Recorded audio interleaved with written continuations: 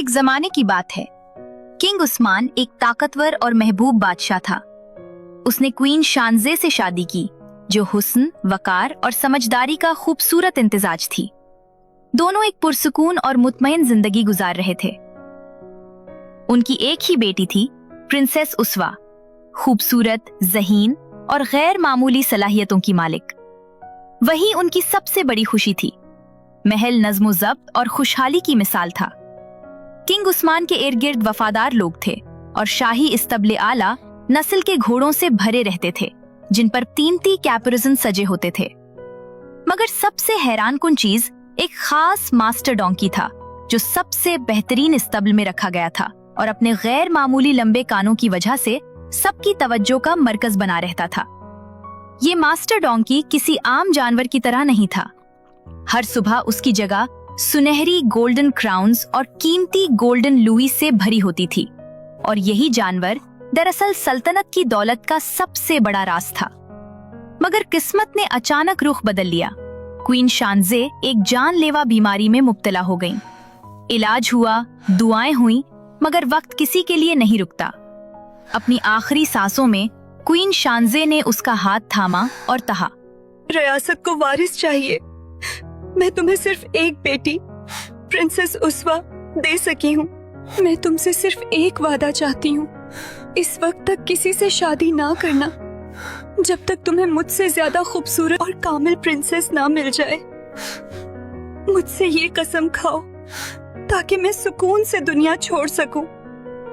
कुछ ही देर बाद क्वीन शानजे दुनिया से रुखसत हो गई।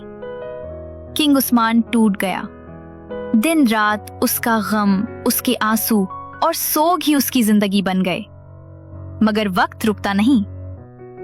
कुछ अरसे बाद रियासत के बड़े लोग इकट्ठे हुए और बादशाह के सामने हाजिर हुए। सबका एक ही मुतालबा था, रियासत को हुसन नहीं, वारिस चाहिए। उन्होंने समझाया कि अगर प्रिंसेस उसवा ने किसी गैर मुल्की से शादी की तो सल्तनत कमजोर हो जाएगी। ये बात सुनकर किंग उस्मान खामोश हो गया। उसने वादा किया कि वो इस मामले पर गौर करेगा। चुनाचे सल्तनत भर में शादी के काबिल प्रिंसेसेस की तलाश शुरू हो गई, मगर कोई भी क्वीन शानजे के हुस्न और वकार के करीब तक न पहुंच सकी। फैसला करने के बजाय किंग उस्मान अपने गम में और ज्यादा डूबता चला गया, यहाँ तक कि उसकी अकल पर पर्दा पड़ने लगा। वो हकीकत और माजी के फर्क को भूल बैठा। उसे यूं महसूस होने लगा जैसे वो फिर से जवान है, और प्रिंसेस उसवा, उसकी अपनी बेटी, उसे अपनी मलका दिखाई देने लगी, वैसी ही जैसी कभी क्वीन शानजे हुआ करती थी। इसी फरेब में जीते हुए उसने उसवा को हुक्म दिया, मेरे साथ शादी के लिए तैयार हो जाओ। ये सुनकर प्रिंसेस उसवा पर कयामत टूट पड़ी। वो पाकीज़ा सीरत और बावकार थी। अब्बा, वो अपने बाप के कदमों में गिर गई। ये गुनाह है, ऐसे नहीं कहे। और पूरी ताकत से उसे समझाने लगी कि वो उसे उस गैर फितरी ख्वाहिश पर मजबूर ना करे। मगर किंग उस्मान अपने जुनून में उसकी मुजाहिमत की वजह समझने से कासिर था।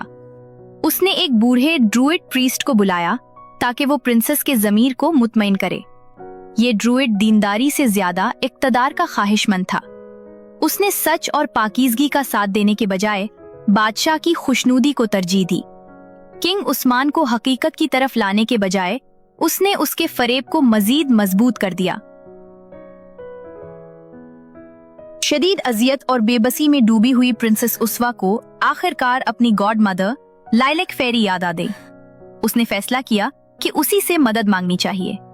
इसी रात वो एक नन्ही सी खूबसूरत कैरेज में रवाना हुई, जिसे एक बड़ा सा शीप खींच रहा था, ऐसा शीप जो तमाम रास्ते जानता था।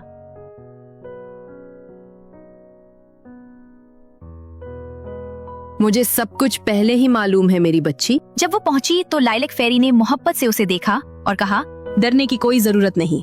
अगर तुम मेरे बताए हुए तरीके पर अमल करो तो कोई तुम्हें नुकसान नहीं पहुंचा सकता। अपने बाप की ख्वाहिश मान लेना एक बड़ा गुनाह होगा, मगर तुम उसे नाराज किए बगैर उससे बच सकती हो। हम किंग उस्मान को एक ऐसा इम्तिहान देंगे जो उसे चौंका देगा। मैं चाहती हूँ कि तुम उससे मांगो कि वो तुम्हें इस मास्टर डोंकी की खाल दे, वही डोंकी जिससे उसे इतनी खुशी और दौलत हासिल होती है। प्रिंसेस उसवा दिल से खुश हुई। ये नया मौका उसके लिए नजात की राह था, क्योंकि वो जानती थी कि उसका बाप कभी भी उस गधे को कुर्बान नहीं कर सकता। वो किंग उस्मान के पास गई और अपनी नई ख्वाहिश बयान की। अप्पा जान, मैं आपसे शादी के लिए तैयार हूँ, लेकिन मेरी एक शर्त है। किंग उस्मान चंद लम्हों के लिए खामोश हो गया। मैं सिर्फ इसी सूरत आपकी दुल्हन बनूंगी जब आप मुझे मास्टर डोंकी की खाल ला कर दे। उस्वा के अल्फाज सुनकर किंग उस्मान कुछ देर सोच में डूबा रहा, मगर आखिरकार उसकी जिद जीत गई। बदकिस्मत गधा कुर्बान किया गया और उसकी खाल प्रिंसेस उस्वा के पास बाकायदा तरीके से लाई गई। अब प्रिंसेस उस्वा जान चुकी थी कि उसके पास अपना नुकसान टालने के सिवा और कोई रास्ता नहीं। इसी वक्त उसकी गॉडमदर लाइलैक फेरी हाजिर हो गई। ये तुम्हारी जिंदगी का सबसे खुशगवार लम्हा है। इस खाल में अपने आप को लपेटो, महल छोड़ दो। मैं तुम्हारे असासे भी तुम्हारे साथ रखूंगी। जहाँ भी तुम रुको, तुम्हारा संदूक जिसमें तुम्हारे कपड़े और जेवरात है तुम्हारे कदमों के साथ आएगा, और ये मेरा वांद है। जब संदूक चाहिए हो, जमीन पर उसे थपथपाओ और वो तुम्हारे सामने आ जाएगा। मगर जल्दी करो, देर ना लगाओ। प्रिंसेस उस्वा ने अपनी गॉड मदर को बार बार गले लगाया और उससे दुआ की कि वो उसे कभी ना छोड़े। फिर उसने चिमनी की राख अपने ऊपर लगाकर खुद को छुपा लिया। वो बदसूरत खाल में लिपटी और शानदार महल से निकल गई। प्रिंसेस उस्वा के गायब होने से महल में हलचल मच गई। किंग उस्मान, जो एक शानदार बैंक्वेट के लिए तैयारियां कर रहा था, बेहद परेशान हो गया। उसने 100 से ज्यादा जॉन्डर्म और हजारों मस्किटियर्स भेज दिए ताकि अपनी बेटी तलाश करें, मगर लाइलैक फेरी ने उसे सबकी नजरों से गायब कर दिया और वो हर कोशिश से बच गई। इस दौरान प्रिंसेस उस्वा बहुत दूर चलती रही। आखिरकार वो एक खूबसूरत शहर पहुंची, जहां शहर के दरवाजे पर एक छोटा सा फॉर्म था। फॉर्म की औरत को किसी की जरूरत थी जो डिशेस धोए और गिसेस और पिग्स की देखभाल करे।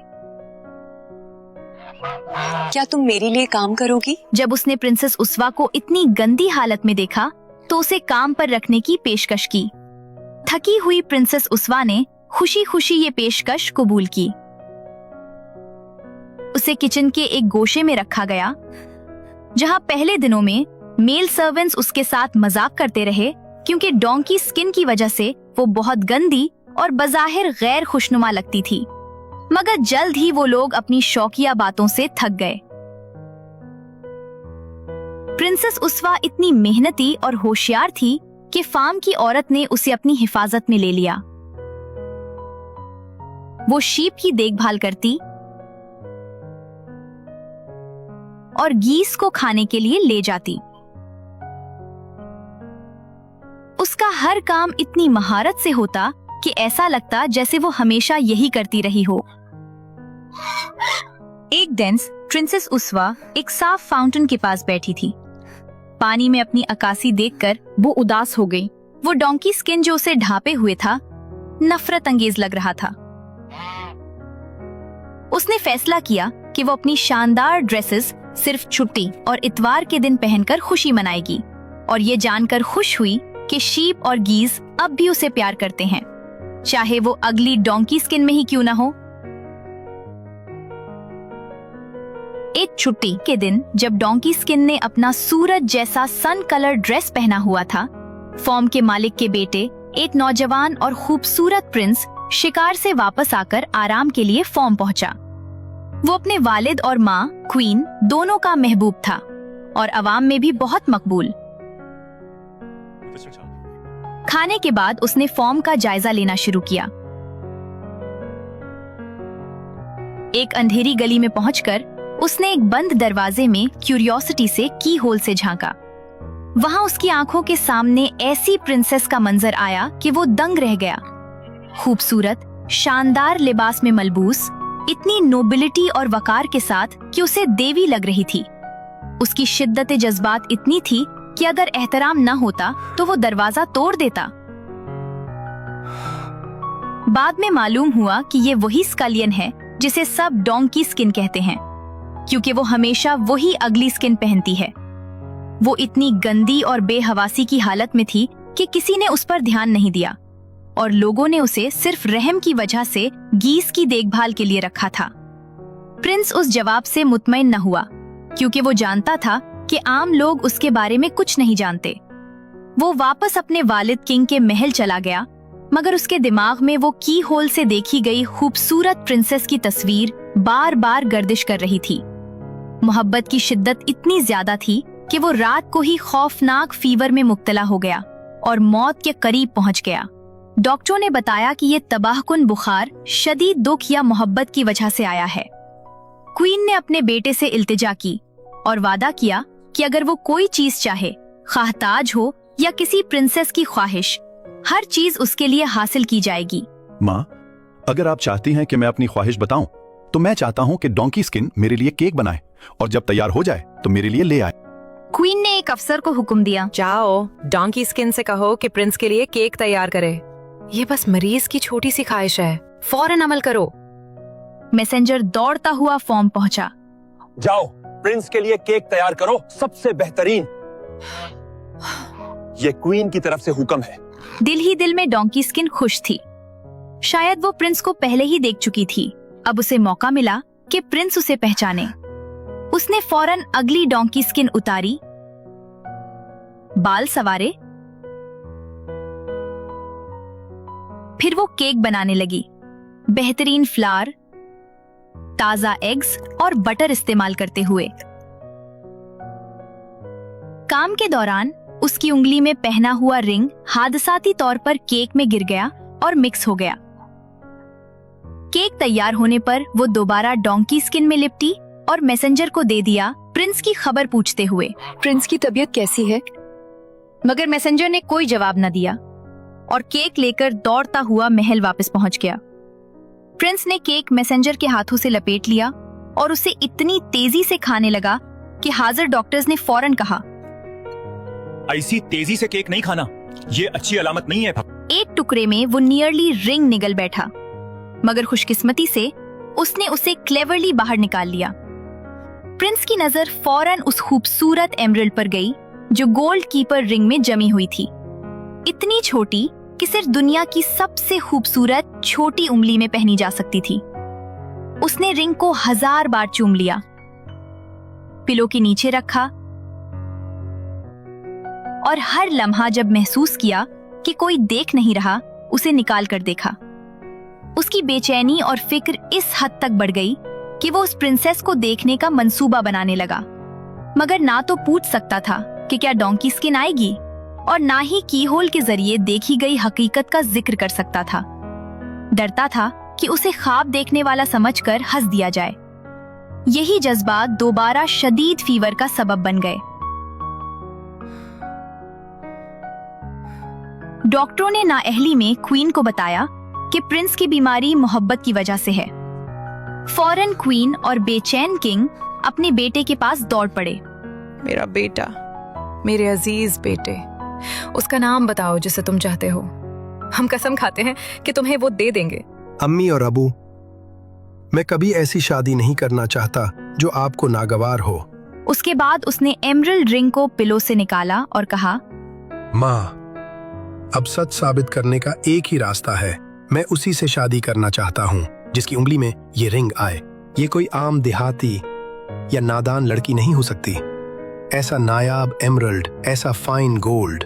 किंग और क्वीन ने रिंग गौर से देखी और इत्तेफाक किया कि ये यकीनी तौर पर किसी अच्छे घर की बेटी की होगी। फिर कंग ने अपने बेटे को गले लगाया, सेहत की दुआ दी और बाहर निकलकर पूरे शहर में ट्रम्पेट्स, ड्रम्स और फाइफ्स बजने का हुक्म दिया। जिसकी उंगली में ये रिंग आए वो शहजादे की दुल्हन बनेगी। सबसे पहले शहजादियां आईं, फिर डचेसेस, मार्कीजेस और बैरोनोस। सब ने अपनी उंगलियां छोटी करने की पूरी कोशिश की, मगर कोई भी रिंग नहीं पहन सकी। फिर गांव की लड़कियां लाई गईं, लेकिन उनके खूबसूरत मगर मोटे उंगलियां रिंग में नहीं आईं। प्रिंस, जो अब बेहतर महसूस कर रहा था, खुद ट्रायल करने लगा। डोंकी स्किन कहाँ है जिसने मेरे लिए केक बनाया था? नहीं, वो नहीं आई। वो तो इतनी गंदी और आम लगती है कि कोई उसकी तरफ देखता ही नहीं। जाओ, फौरन डोंकी स्किन को लेकर आओ। प्रिंसेस उसवा, जो ड्रम्स और हेरल्ड्स की आवाजें सुन रही थी, जान गई कि रिंग की वजह से ये हलचल है। दिल ही दिल में वो प्रिंस से मोहब्बत करती थी, मगर ट्रू लव की तरह शर्मीली और आजिज थी और डरती थी कि कोई और लड़की रिंग पहन ना ले। जब मैसेंजर्स दरवाजा खटखटाए, उसवा ने फौरन अपनी हेयर सवारे, फिर जल्दी से अपनी डोंकी स्किन ओढ़ ली चलो। और दरवाजा खोला। तुम्हें प्रिंस के पास लेकर जा रहे हैं। उसवा को लेकर प्रिंस के सामने लाए। प्रिंस उसके लिबास देखकर हैरान रह गया। वो यकीन नहीं कर पा रहा था कि यही वो मैजेस्टिक और खूबसूरत लड़की है जिसे उसने की हॉल से देखा था। क्या तुम वही हो जो फार्म की अंधेरी गली में रहती हो? Yes your highness. अपना हाथ दिखाओ। और जब उसवा ने अपना हाथ निकाला, रिंग आसानी से उसकी दुनिया की सबसे खूबसूरत छोटी उंगली में चली गई। इसी लम्हे डोंकी स्किन उसके कंधों से गिर गई। उसी वक्त लाइलक फेरी नमूदार हुई और प्रिंस को उसवा की सारी हकीकत और कहानी सुनाई। किंग और क्वीन बहुत खुश हुए और प्रिंस का प्यार उसवा की खूबियों और खूबसूरती को देखकर और बढ़ गया। उसवा ने कहा कि वो प्रिंस से शादी नहीं करेगी जब तक कि उसके वालिद की रजा न हो।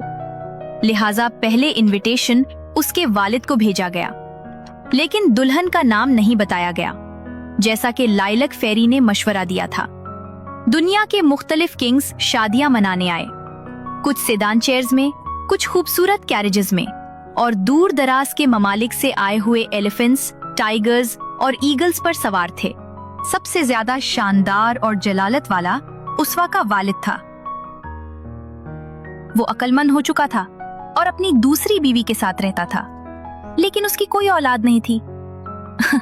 उसवा दौड़ती हुई अपने वालिद के पास गई और वो फौरन उसे पहचानकर गले लगा लिया। शादी के जुलूस और जश्न तकरीबन 3 माह जारी रहे, मगर प्रिंस और उसवा का इश्क इतना मजबूत था कि अगर वक्त ने रोका न होता तो ये मोहब्बत सदियों तक कायम रहती।